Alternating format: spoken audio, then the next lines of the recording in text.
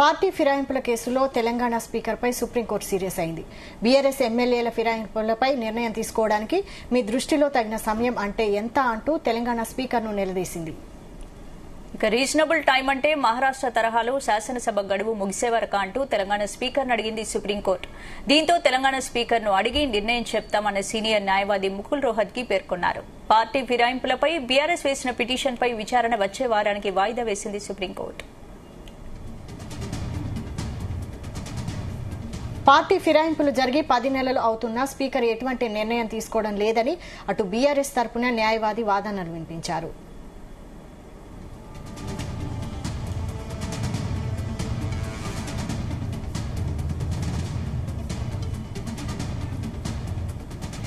కనీసం నోటీసులు కూడా ఇవ్వలేదని హైకోర్టు రీజనబుల్ టైంలో నిర్ణయం తీసుకోవాలని ఆదేశించిందని తెలిపారు. రీజనబుల్ టైం అంటే ఎంత సమయం ఖచ్చితంగా టైం ఫ్రేమ్ ఉండాలని కోరారు.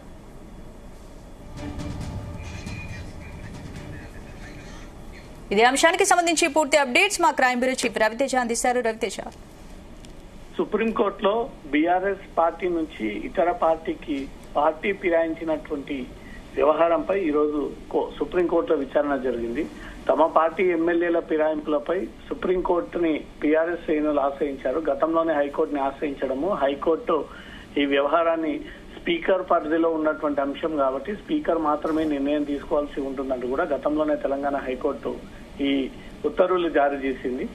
దీనిపై సవాల్ చేస్తూ బీఆర్ఎస్ ఎమ్మెల్యే సుప్రీంకోర్టుని ఆశ్రయించి సుప్రీంకోర్టులో వేసినటువంటి పిటిషన్ పైన ఈరోజు విచారణ జరిగింది. విచారణ సందర్భంగా బీఆర్ఎస్ వేసినటువంటి పిటిషన్ ని justice B R Gavai, justice Augustine George ఈ రోజు విచారణ జరిపినట్టుగా తెలుస్తోంది. 3 ఎమ్మెల్యేలపై సుప్రీంకోర్టులో ఎస్ఎల్పి దాఖలు చేయడం జరిగింది. Danam Nagender, Tellam Venkatrao, Kadiyam Srihari BRS party B form పొంది బీఆర్ఎస్ పార్టీ తరఫున గెలిచి బీఆర్ఎస్ పార్టీ గుర్తుపైన గెలిచి వీరు పార్టీ సభ్యత్వానికి రాజీనామా చేయకుండా, ఎమ్మెల్యే పదవులు రాజీనామా చేయకుండా అదే హోదాలో కాంగ్రెస్ పార్టీలో చేరారంటూ కూడా గతంలో నుంచి బీఆర్ఎస్ పార్టీ దీనిపైన పోరాటం సాగిస్తా ఉన్నది. వాళ్ళపై చర్యలకు టైం ఫ్రేమ్ పెట్టాలని సుప్రీంను బీఆర్ఎస్ ఎమ్మెల్యేలు ఆశ్రయించారు. తగిన సమయంలో స్పీకర్ నిర్ణయం తీసుకోవాలని గతంలో హైకోర్టు డివిజన్ బెంచ్ ఆదేశాలు ఇచ్చింది. హైకోర్టు ఆదేశాలని సవాల్ చేస్తూ ఈ రోజు సుప్రీంకోర్టులో వేసినటువంటి పిటిషన్ పైన విచారణ జరగడంతో ఈ రోజు బీఆర్ఎస్ తరఫున వాదన విషయానికి వస్తే పార్టీ ఫిరాయింపులు జరిగి 10 ఏళ్లు అవుతున్నా స్పీకర్ ఇప్పటి వరకు ఎలాంటి నిర్ణయం తీసుకోలేదు.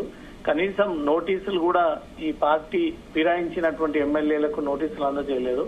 హైకోర్టు రీజనల్ టైంలో నిర్ణయం తీసుకోవాలని ఆదేశించింది. రీజనల్ టైం అంటే ఎంత సమయం ఖచ్చితంగా టైం ఫ్రేమ్ ఉండాలి అంటూ కూడా బీఆర్ఎస్ తరఫున న్యాయవాదులు ఈ విషయాన్ని సుప్రీంకోర్టు దృష్టికి తీసుకురావడం జరిగింది.